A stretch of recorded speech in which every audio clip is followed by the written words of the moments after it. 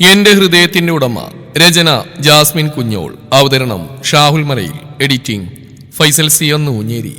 സന്ധ്യ നേരത്തെ വിളക്ക് വെച്ചിട്ട് പ്രാർത്ഥനയും കഴിഞ്ഞിട്ട് എല്ലാവരും അകത്തേക്ക് വലിഞ്ഞു. മായും സിത്തുവും ശ്രീകുട്ടിയും സിറ്റോളിൽ പരസ്പരം എന്തോ സംസാരിക്കുന്നതിനിടയിലേക്കാണ് ഗേറ്റ് കടന്നൊരു വണ്ടി അകത്തേക്ക് വന്നത്. ഏടത്തിയുടെ അച്ഛനാണല്ലോ, മായയെ നോക്കി ശ്രീകുട്ടി പറഞ്ഞു. മായ വേഗത്തിൽ മുറ്റത്തേക്ക് ഇറങ്ങിച്ചെന്നു. അച്ഛാ. ആ മോളെ, ഞാൻ ഇവളൊന്നിവിടെ ഇറക്കാൻ വന്നാ. മായ അച്ഛന്റെ പുറകിൽ നിന്നിറങ്ങുന്ന ശില്പയെ നോക്കി. അത് കേട്ടതും മായ കൂർത്തിരി നോട്ടം നോക്കി. ശില്പ ആരെയും ശ്രദ്ധിക്കാതെ അകത്തേക്ക് പോയി. അച്ഛാ, അവള് എവിടുന്ന് അച്ഛനവളെ കണ്ട്? വൈകിട്ട് ഒന്നും പറയാതെ പോയതാ. മായ ആകുലതയോടെ ചോദിച്ചു. അവള് വീട്ടിലേക്കാ മോളെ വന്ന്, വേറെ എങ്ങോട്ടുമല്ല. അവളോട് കുറച്ച് കാര്യങ്ങൾ സംസാരിക്കാനുണ്ടായിരുന്നു. അതിനുവേണ്ടി ഞാൻ അവളെ വിളിച്ചു വരുത്തിയേ. ആണോ? ഞാൻ ഇത്രയും നേരം ആകെ പേടിയോടെ നിന്ന്. അവളെ ഒന്ന് രണ്ടു നേരം വിളിച്ചപ്പോൾ കട്ടും ചെയ്തു. ഇപ്പോഴേ ഒരു സമാധാനം വന്ന്. അച്ഛമ്മ, ഒരു കോഫി അടിച്ചിട്ട് പോവാം. വേണ്ട മോളെ, പിന്നീട് ഒരിക്കലാവട്ടെ. അതൊന്നും പറഞ്ഞാൽ പറ്റൂല. അച്ഛൻ അറിയിക്കേ. മാധവേട്ട, എന്താ അവിടെ തന്നെ നിൽക്കുന്നത്? വീട്ടിലേക്ക് കയറി വാ. ഇന്ദ്രന്റെ അമ്മയും സിറ്റ് ഔട്ടിലേക്ക് കടന്നു വന്നിട്ട് പറഞ്ഞു. അദ്ദേഹം വണ്ടിയിൽ നിന്നിറങ്ങി സിറ്റ് ഔട്ടിലേക്ക് കയറി. അപ്പോഴേക്കും മുത്തശ്ശനും പുറത്തേക്ക് എത്തി. പിന്നെ മായ കൊടുത്ത കോഫിയും കുടിച്ച് മുത്തശ്ശനുമായിട്ട് അല്പനേരം കുറച്ച് നാട്ടുവർത്തമാനൊക്കെ സംസാരിച്ചിട്ടാണ് അദ്ദേഹം ശ്രീമംഗലത്ത് നിന്ന് തിരികെ പോയത്. ഇതെല്ലാം കാണുന്തോറും ശില്പയുടെ രക്തം എന്തിനെന്നില്ലാതെ തിളച്ച്. അച്ഛൻ തന്നെ അടിച്ചതിന്റെ സങ്കടവും ദേഷ്യവും ഉള്ളിൽ അടിഞ്ഞുകൂടി അതൊരു പകയായി മാറിക്കൊണ്ടിരുന്നു. ആരോടൊക്കെയോ എന്തിനോടൊക്കെയോ അങ്ങനെ കാരണങ്ങളില്ലാത്ത ഓരോന്നിനും അവളുടെ മനസ്സ് അമർഷം പൂണ്ടു. രാത്രി കുറച്ചധികം വൈകിയിരുന്നു. ശ്രീഹരീന്ദ്രനും വീട്ടിലെത്തുമ്പോൾ എല്ലാവരെയും കിടക്കാൻ പറഞ്ഞയച്ചിട്ട് മായും ശ്രീകുട്ടിയും സിത്തു അവർക്കായി കാത്തിരുന്നു. ഓഫീസിലെ ഒരു ഫ്രണ്ടിന്റെ മാരേജ് ഫംഗ്ഷന് പങ്കെടുക്കാനുണ്ടെന്നും ആരും കാത്തിരിക്കേണ്ടെന്നും ഇന്ദ്രൻ നേരത്തെ മായ വിളിച്ച് ഓർമ്മപ്പെടുത്തിയിരുന്നുവെങ്കിലും മായ ഉറങ്ങാതെ ഇരുന്നു. അത് കണ്ടിട്ടാണ് സിത്തുവും ശ്രീ അവൾക്ക് കൂട്ടിയിരുന്നത്. പുറത്തുനിന്ന വണ്ടിയുടെ ഹോണടി കേട്ടതും മായ വേഗത്തിൽ മുൻവശത്ത് വാതിൽ പോയി തുറന്നു. താൻ ഉറങ്ങിയില്ലേ? കാറിൽ നിന്നിറങ്ങി ഇന്ദ്രനും ശ്രീഹരി എന്തോ സംസാരിച്ചുകൊണ്ട് സിറ്റുള്ളിലേക്ക് കയറിയതും മുന്നിൽ മായയെ കണ്ട ശ്രീഹരി അവളോടായി ചോദിച്ചു. ഇല്ല ശ്രീയേട്ടാ. ആദ്യം അവളൊന്ന് പതറിയെങ്കിലും ഉള്ളിലുണ്ടായിരുന്ന സംഭ്രമം മറച്ചു വെച്ചുകൊണ്ട് അവൾ പതിയെ മറുപടി പറഞ്ഞു. അവളുടെ മറുപടി കേട്ടൊന്ന് പുഞ്ചിരിച്ചിട്ട് ശ്രീഹരി അകത്തേക്ക് കടന്നു. പിന്നാലെ അവളെ ഒന്ന് കൺചിമ്മി കാണിച്ചിട്ട് ഇന്ദ്രനും. അവന്റെ കള്ളനോട്ടത്തിൽ അവളൊന്ന് പിടഞ്ഞു. ഉള്ളിൽ ഉറഞ്ഞുകൂടിയ പുഞ്ചിരി ഉള്ളാൽ അടക്കി വെച്ചിട്ട് അവളും അകത്തേക്ക് നടന്നു. ആഹാ, നിങ്ങൾക്കൊന്നും ഉറക്കമല്ലേ പിള്ളേരെ? സിത്തുവിനെയും ശ്രീകുട്ടിയെയും കണ്ടതും അവരെ നോക്കി ചോദിച്ച് ഹാളിലെ സോഫയിലേക്ക് ശ്രീഹരി വന്നിരുന്നു. അവനരികിൽ ഇന്ദ്രനും വന്നിരുന്നു. ശ്രീഹരി വെള്ളം ആവശ്യപ്പെട്ടതും മായ അവർക്ക് വെള്ളവുമായി വന്നു. അങ്ങനെ സിത്തു, ശ്രീകുട്ടി, മായ, ഇന്ദ്രൻ, ശ്രീഹരി അവരൊരുമിച്ച് കുറച്ച് വിശേഷങ്ങൾ പറഞ്ഞതിന് ശേഷമാണ് എല്ലാവരും അവരവരുടെ റൂമിലേക്ക് പോയത്. പക്ഷേ താഴെ നടക്കുന്ന സംസാരവും ചിരികളികളും മുകളിൽ റൂമിൽ മറ്റേതോ ലോകത്തായിരുന്ന ശില്പ അറിയുന്ന പോലും ഇല്ലായിരുന്നു. ഇന്ദ്രേട്ടാ, മായ വിളിച്ചു കേട്ട് എന്തെന്നർത്ഥത്തിലൊന്ന് നോക്കിയിട്ട് അലമാരിൽ നിന്നൊരു ടീഷർട്ട് എടുത്തിട്ട് ഇന്ദ്രൻ അവൾക്കരികിലേക്ക് വന്നു. ഇന്ന് അച്ഛൻ വന്നിരുന്നു. അറിഞ്ഞു, ആംഗ്ലനെ വിളിച്ചിരുന്നു. ഇന്ദ്രേട്ടാ, അച്ഛനോട് എന്തെങ്കിലും പറഞ്ഞായിരുന്നോ? പറഞ്ഞു. ശില്പയുടെ കാര്യം സംസാരിച്ചിരുന്നു. ഇതിങ്ങനെ വിട്ടാൽ ശരിയാവില്ലല്ലോ. ശില്പയാണെങ്കിൽ ആരും പറഞ്ഞിട്ട് കേൾക്കുന്നില്ല. പഴയതുപോലെ തന്നെ വാശിയും ദേഷ്യവും വൈരാഗ്യം കൂടുതലാതെ മറ്റൊന്നുമില്ല. അപ്പം അതിനൊരു പരിഹാരം ഉണ്ടാക്കണം തോന്നി. അങ്കിളിനോട് സംസാരിച്ചു. ഇവിടെ ഓരോരുത്തർക്കും അവളോട് സംസാരിക്കുന്നതിൽ പരിധിയുണ്ട്. അതുപോലെയല്ലല്ലോ അങ്കിളും ആൻറ്റിയും. ഏട്ടൻ്റെ എവിടെയും ജീവിതം ഇങ്ങനെ ഒന്നെത്താൻ പോകുമ്പോൾ അത് കണ്ടു നിൽക്കുന്ന നമുക്കൊരു സമാധാനം ഉണ്ടാവുമോ? അതുകൊണ്ടാണ് ഞാൻ കാര്യങ്ങൾ അങ്കിളിനെ അറിയിച്ചത്. മായ ഇന്ദ്രൻ്റെ വാക്കുകൾ ഓരോന്നും ശ്രദ്ധയോടെ കേൾക്കുകയായിരുന്നു. ഇന്ദ്രേട്ടൻ്റെ ഏട്ടനാണ് ശ്രീയേട്ടൻ. ശില്പ തൻ്റെ അനിയത്തിയും. തനിക്ക് തൻ്റെ അനിയത്തി പ്രിയപ്പെട്ട പോലെ ഇന്ദ്രേട്ടന് ശ്രീയേട്ടനും പ്രിയപ്പെട്ടതാണ്. ആ ഏട്ടൻ്റെ ജീവിതം കൺമുമ്പിൽ ഇങ്ങനെ ഇല്ലാതായി പോകുന്നത് സഹിക്കാനാവില്ല. ഇന്ദ്രേട്ടന് മാത്രമല്ല, തനിക്കും. വിധിയാൽ തനിക്ക് ദൈവം നൽകിയ പുണ്യമാണ് ഇന്ദ്രേട്ടനെങ്കിലും ഉള്ളിലൊരു നെരിപ്പോടി ഇപ്പോഴും ആളി കത്തിക്കൊണ്ടിരിക്കുന്നു. ആ നെരിപ്പോടിന് ആശ്വാസം വരണമെങ്കിൽ എല്ലാം കലങ്ങിത്തെളിയണം. എന്താണോ കഴിഞ്ഞ ആലോചന? ഇന്ദ്രൻ അവൾക്കരികിലേക്ക് കുറച്ചുകൂടെ ചേർന്ന് നിന്നിട്ട് നെഞ്ചിൽ കയ്യും കെട്ടി ഒരു കുസൃതി ചിരിയോടെ ചോദിച്ചതും അവൾ പരിഭ്രമത്തോടെ പിന്നോട്ടൊരടിവെച്ചു. അതിനനുസരിച്ച് ഇന്ദ്രൻ കുറച്ചുകൂടെ അടുത്തു. അവനടുക്കുന്നതോറും അവൾ പിന്നോട്ട് പോയിക്കൊണ്ടിരുന്നു. അവസാനമായ ചുമരിൽ തട്ടി നിന്നു. ഇന്ദ്രൻ ഒരു കള്ളച്ചിരിയോടെ അവിടെ ഇരുഭാഗത്തും ചുമരിലായി കൈകൾ വെച്ചു. പൂർണ്ണമായും അവൾ എൻ്റെ കൈകൾക്കുള്ളിലായി. ഇനി അങ്ങോട്ട് സ്ഥലമില്ല പെണ്ണേ. അവളുടെ പരിഭ്രമം കണ്ടതും അവനൊരു കൊഞ്ചലോടെ പറഞ്ഞു. അവളുടെ നിൽപ്പും പരിഭ്രമവും കണ്ടതും വെറുതെ ഒരു കുസൃതി തോന്നി ഇന്ദ്രന്. അവൻ തന്നെ മുഖം പതിയെ അവളിലേക്ക് ചായ്ച്ചു. അവളുടെ ഹൃദയം എന്തിനെന്നില്ലാതെ മിടിച്ചുകൊണ്ടിരുന്നു. അതുകൊണ്ട് ഇന്ദ്രൻ മൃദുവായി ഒന്ന് പുഞ്ചിരിച്ചു. ഇന്ദ്രൻ അപ്പോൾ അവളോട് എന്തോ ദയ തോന്നിയതും അവനെന്തോ പറയാനായി ഒരുങ്ങി. നിമിഷങ്ങൾക്കകം ചുമരിൽ അടക്കി വെച്ചുള്ള മായയുടെ കൈകൾ അവന്റെ ടീഷർട്ടിൽ മുറുകി. പെട്ടെന്നായതുകൊണ്ട് അവനിലൊരു അത്ഭുതം തോന്നിയെങ്കിലും അവളുടെ ആ പ്രവൃത്തി ഇന്ദ്രനിൽ വല്ലാത്തൊരു സന്തോഷമായിരുന്നു ഉണ്ടാക്കിയത്. അവളുടെ കൈകൾ തന്റെ ടീഷർട്ടിൽ മുറുക്കി പിടിച്ചിരിക്കുന്നത് കണ്ടപ്പോൾ ഇതുവരെ ഇന്ദ്രന്റെ മുഖത്തുണ്ടായ കള്ളച്ചിരി പതുക്കെ മാറി. പകരം അവിടെ ഒരു നിശബ്ദമായ കരുതലായി രൂപപ്പെട്ടു.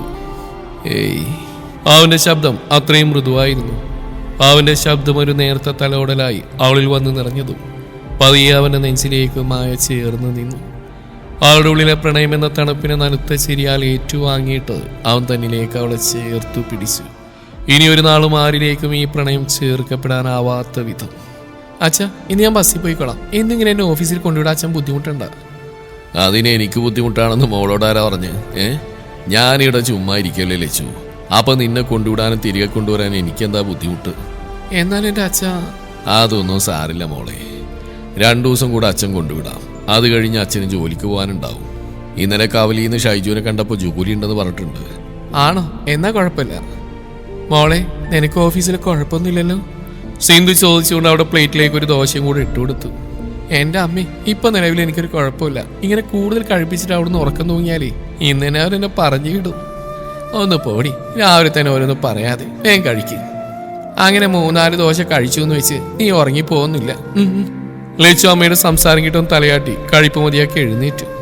ലച്ചു, സൗമ്യാണല്ലോ, ഈ പണിയൊന്നും ഓഫീസിൽ പോകാനൊന്നുമില്ലേ? ലച്ചു അമ്മയെ നോക്കിയിട്ട് പുറത്തേക്ക് കടന്നു. എന്നാടി രാവിലെ തന്നെ? ഇന്നിൻ്റെ ഓഫീസ് അവധിയാണോ? പിന്നെ ജോലി കയറുമ്പോഴേക്ക് ലീവ് തരാൻ എൻ്റെ അച്ഛൻ്റെ കമ്പനിയാണല്ലോ MK ഗ്രൂപ്പ്. സൗമ്യ പറഞ്ഞുകൊണ്ട് ചിരിച്ചു. അതല്ല, ചിലപ്പോൾ നിന്നോട് സ്നേഹം കൊണ്ട് ലീവ് വന്നാലോ? തരും. അല്ല, നീ റെഡിയായില്ലേ? ആ, ഞാൻ റെഡി.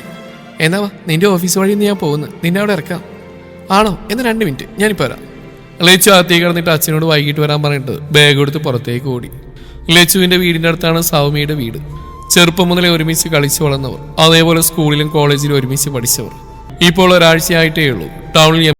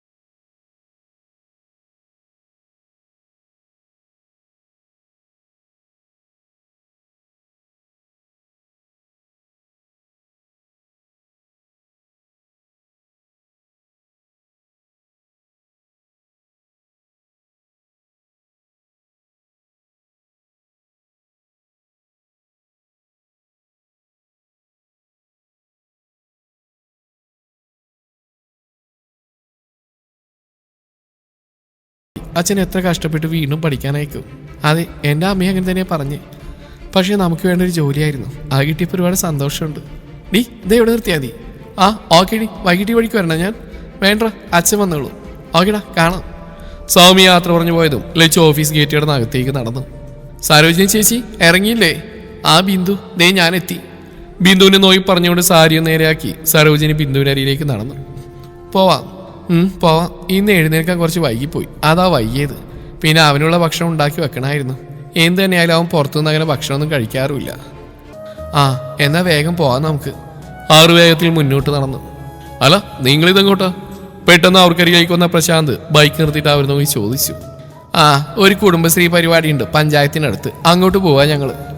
പിന്നെ നിനക്കുള്ള ചായയും കടിയും ടേബിളിൽ മൂടി വെച്ചിട്ടുണ്ട്, അതെടുത്ത് കഴിച്ചേക്ക്. പിന്നെ ഉച്ചയ്ക്കുള്ള ചോറും കറിയും അത് അടുക്കളയിലുണ്ട്, ഞങ്ങൾ വരാൻ ഉച്ച കഴിയും. ആ, ഞാനെടുത്ത് കഴിച്ചോളാം. ആവും പറഞ്ഞിട്ട് അവൻ ബൈക്ക് വീട്ടിലേക്ക് പറപ്പിച്ചു. വീട്ടിലെത്തിയത് അവൻ ബ്രേക്ക്ഫാസ്റ്റ് കഴിക്കാനായിരുന്നു അവന് ഫോൺ റിങ് ചെയ്യുന്നു. പൊട്ടി വന്ന കബടിച്ചിരി ഉള്ളിൽ ഒളിപ്പിച്ച് അവൻ ആ കോൾ അറ്റൻഡ് ചെയ്ത് ചെവിയോട് ചേർത്തു. മയ്യേട്ടാ. മൈ ഓഫീസിലേക്ക് പോകാനായി റെഡിയാകുമ്പോഴാണ് ശ്രേയ അവനെ വിളിച്ചിട്ട് റൂമിലേക്ക് വരുന്നത്. മുടി ചെയ്യുകയായിരുന്ന അവൻ അവളുടെ വിളി കേട്ട് എന്താണെന്ന് അർത്ഥത്തിലൊന്ന് തിരിഞ്ഞു. അതെ, ഞാൻ കാര്യമായി ദേഷ്യപ്പെടുമോ? അവളുടെ നിഷ്കളങ്കമായ ചോദ്യം കേട്ട് മൈ ഒരു പുൻചിരിയോട് അവൾക്കരികിലേക്ക് വന്നു. എന്നിട്ട് പറഞ്ഞു, ഇനി തനിക്ക് എന്തു വേണമെങ്കിലും എന്നോട് പറയാം, അതിനൊരു മുഖവരുടെയും ആവശ്യമില്ല. എന്താണെങ്കിലും താൻ പറഞ്ഞു, ഒരു ദേഷ്യം ഉണ്ടാവില്ല. നമുക്ക് വൈകിട്ട് പുറത്തേക്കൊന്ന് പോയാലോ? മയ്യേട്ട് ഓഫീസിൽ നേരത്തെ വരുമോ? ഇതിനാണ് ഈ മുഖവര. ഇത് ഞാൻ തന്നോട് അങ്ങോട്ട് പറയാൻ കരുതിയിരിക്കുക. ഇന്ന് വൈകിട്ട് പുറത്തേക്ക് പോയി തൻ്റെ വീട്ടിലൊക്കെ പോയിട്ട് തിരിച്ചു വരാമെന്ന്. അതല്ല, മറ്റൊരു സർപ്രൈസ് കൂടി ഉണ്ട്. അതെന്താ മയ്യേട്ടാ? അത് വൈകിട്ട് പുറത്തു പോകുമ്പോൾ പറയാം. ഇപ്പം പറയേ. നീ സർപ്രൈസ് അല്ലേ, അത് ഇപ്പോൾ പറഞ്ഞ് ശരിയാവോ? വൈകിട്ട് അറിയാം എന്താണെന്ന്. ശരിക്കും? ശരിക്കും. നീ ടെൻഷൻ ആവണ്ട, ഇനി ഒരിക്കലും ഈ പഴയ ആളിലേക്ക് തിരിച്ചു പോയില്ല. ചേച്ചിയെ നിന്നെയൊന്നും മനസ്സിലാക്കാതെ പെരുമാറുകയില്ല. ഇപ്പൊ എന്നെ പെണ്ണുപോയിട്ട് കഴിക്കാൻ എടുത്തു വെക്ക്. മായി ഏറെ സ്നേഹത്തോടെ പറഞ്ഞിട്ട് അവളെ തന്നിലേക്ക് ചേർത്ത് പിടിച്ച ആ നെറുകയിൽ തന്റെ ചുണ്ടമർത്തി. മയിയുടെ സ്നേഹവും അതിൽ നിറഞ്ഞിട്ടുള്ള വാക്കുകളും അറിഞ്ഞതും നിറഞ്ഞ സന്തോഷത്തോടെ അവനിൽ നടന്നു മാറി അവൾ പുറത്തേക്ക് നടന്നു. മോളെ അവർ റെഡിയായില്ലേ? ഒരു തരം ചമ്മലോടെ വാതിൽ കടന്ന ആളിലേക്ക് കടന്നു. അമ്മയുടെ ചോദ്യം കേട്ട് അവളൊന്ന് പരിങ്ങി. ആ അമ്മേ ഇപ്പൊ വരും. ഉള്ളിലെ ചമ്മൽ കടിച്ചു പിടിച്ച് അവൾ സാധാരണ സംസാരിക്കുന്ന പോലെ പറഞ്ഞൊപ്പിച്ചു. ഞാനും കൂടെ എടുക്കാമേ. ശോഭയുടെ കൂടെ അവളും അടുക്കളയിലേക്ക് നടന്നു. കുറച്ച് ദിവസങ്ങളായിട്ട് പ്രശ്നമൊക്കെ തീർന്നെങ്കിലും വലിയൊരു അടുപ്പം മയ്യേട്ടൻ കാണിച്ചിരുന്നില്ല. സംസാരിക്കും, ദേഷ്യമൊന്നും കാണിക്കാറില്ല. എന്നിരുന്നാലും രാത്രിയോ പകലോ തന്നോട് മാത്രമായി എന്തെങ്കിലും ഒന്ന് സ്നേഹത്തോടെ സംസാരിക്കാൻ എന്തോ ബുദ്ധിമുട്ടുള്ള പോലെ തോന്നിയിരുന്നു. ഇങ്ങനെ പോയാൽ പറ്റില്ലെന്ന് തോന്നിയപ്പോഴാണ് അങ്ങോട്ട് കയറി സംസാരിക്കാന്ന് വെച്ച്.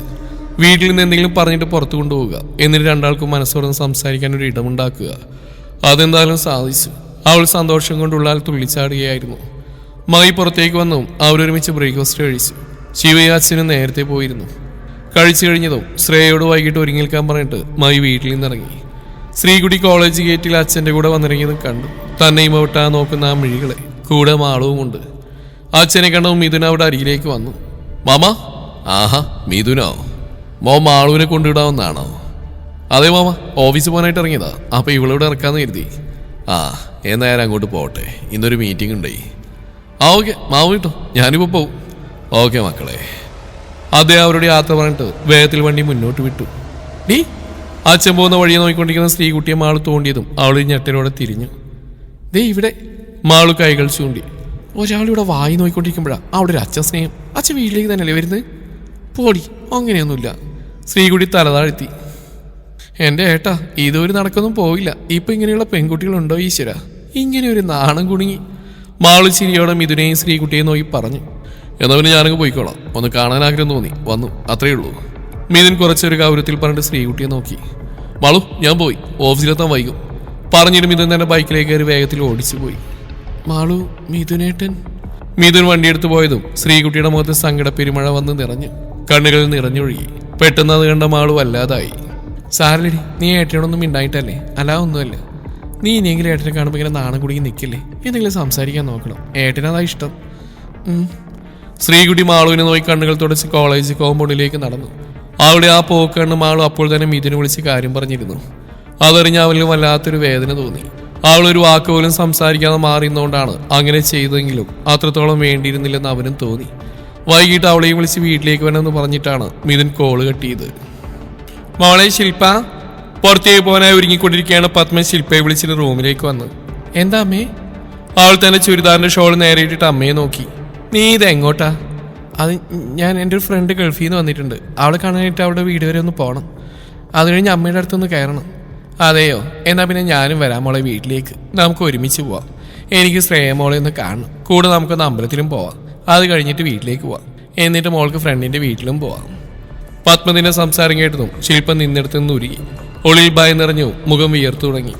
അത് അമ്മേ. അവൾ കയ്യിലെ കർച്ചീഫോടെ മുഖത്തെ വിയർപ്പ് തുള്ളികൾ ഒപ്പിയെടുത്തു. എന്താ മോളെ, എന്തെങ്കിലും പ്രശ്നമുണ്ടോ? നീ ആകെ വല്ലാണ്ടിരിക്കുന്നല്ലോ. ഏയ് ഇല്ല അമ്മേ, പ്രശ്നമൊന്നുമില്ല. ഞാൻ ആദ്യം അവളെ വീട്ടിൽ പോയിട്ട് അമ്പലത്തിലേക്ക് വരാം. അവൾക്ക് ഞാൻ ചെന്നിട്ട് പുറത്തേവിടെ പോകാനെന്ന് പറഞ്ഞിരുന്നു. ഇപ്പം എന്നെ വെയിറ്റ് ചെയ്തിരിക്കുക അവള്. അത് സാരമില്ല, നമുക്ക് അമ്പലത്തിൽ പോയിട്ട് മോളെ അവിടെ വീട്ടിൽ ഇറക്കിത്തരാം. അയ്യോ അമ്മേ, അപ്പം നേരം വൈകൂലേ? അതിന് നീ നിന്റെ ഫ്രണ്ടിനെ വിളിച്ചിട്ട് കാര്യം പറയും, എന്നിട്ട് വേഗം ഇറങ്ങാൻ നോക്ക്. അല്ല അമ്മേ, അമ്പലത്തിൽ നാളെ പോയാൽ പോരെ? അത് പറ്റില്ല മോളെ, ഇന്ന് നിങ്ങൾക്ക് വേണ്ടി മാത്രം ഒരിക്കലൊരു പൂജയാ. അതെന്ത് പൂജയാ അമ്മേ? അത് നിങ്ങളുടെ ദാമ്പത്യ വിജയത്തിനും സൗഖ്യത്തിനുള്ള ഒരു പൂജയാ. അതിൽ നിങ്ങൾ രണ്ടുപേരും പങ്കെടുക്കണം. സ്ത്രീ ഓഫീസിൽ നിന്ന് അങ്ങോട്ട് എത്തും. വാ, അവൻ എത്തുമ്പോഴേക്കും നമുക്ക് അവിടെ എത്തണം. ശില്പ വല്ലാത്തൊരവസ്ഥയിൽ നിന്ന് വിയർത്തു. ഇനി എന്ത് ചെയ്യും? പ്രശാന്തേനോട് ഇപ്പോൾ എത്താമെന്ന് പറഞ്ഞിരിക്കുമല്ലേ, ഇനി എന്താ ചെയ്യുക? അവൾ ആലോചനയോടെ നിന്നു. ആമേ, ഞാൻ വന്നോളാം, 2 മിനിറ്റ്. എന്നാ വേഗം വരാൻ നോക്ക്. സുനി താഴെ വെയിറ്റ് ചെയ്യാ. അവളൊന്ന് മൂളി. പത്മ അവളെ നോക്കിയിട്ട് പുറത്തേക്ക് കിടന്നു. ശില്പ വാതിൽ വലിച്ചടച്ചു. ആടി തന്റെ മുഖത്തേറ്റ പോലെ പത്മ ഞെട്ടിനോടെ തിരിഞ്ഞു നോക്കി. തന്റെ മകൻ നല്ലൊരു ജീവിതത്തിനായി താൻ ചെയ്യുന്നതൊക്കെ വെറും വെള്ളത്തിൽ വരച്ച വര പോലെ ആയിത്തീരുമെന്നുള്ള അറിയാതെ ഒരു നിമിഷം എന്തിനോ ആ അമ്മ മനം തേങ്ങി. പ്രശാന്ത് കഴിച്ചു കഴിഞ്ഞിട്ട് കൈ കഴുകി തന്റെ റൂമിലേക്ക് ചെന്ന് ബെഡിലേക്ക് വീണു. കുറച്ച് സമയങ്ങൾക്കുള്ളിൽ തന്നിലേക്ക് വരാൻ പോകുന്ന സുഖനിമിഷങ്ങളെ ഓർത്ത് അവന്റെ മനസ്സ് തുടികൊണ്ടു. ഒരുപാട് നാളുകളായിട്ട് ആഗ്രഹിക്കുന്ന ആ മോഹം ഇന്ന് നടക്കാൻ പോകുന്നു. ആരും രുചിച്ചു നോക്കാത്ത ആ ചുണ്ടുകൾ ആദ്യമായി തനിക്ക് നുകരാൻ ഭാഗ്യം വരുന്നു. ഒരു നിമിഷം അവനിൽ അവളുടെ രൂപം തെളിഞ്ഞു വന്നു.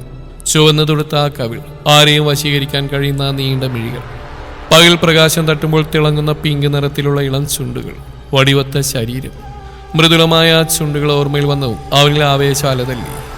ആ ചുണ്ടിലെ തേനാവോളം മുത്തിക്കൊടുക്കാൻ അവന്റെ ഉള്ളം വല്ലാതെ വെമ്പൽ കൊണ്ടു. അതിലുപരി ആരെയും ആകർഷിക്കുന്ന ആ ശരീരം, തന്റെ ശരീരവുമായി ഇഴുകിച്ചേരാൻ അവന്റെ ശരീരം എന്തിനെന്നില്ലാതെ കൊതി പൂണ്ടു. തുടരും ഈ കഥയുടെ ബാക്കി ഭാഗം നാളെ ഇതേ സമയം.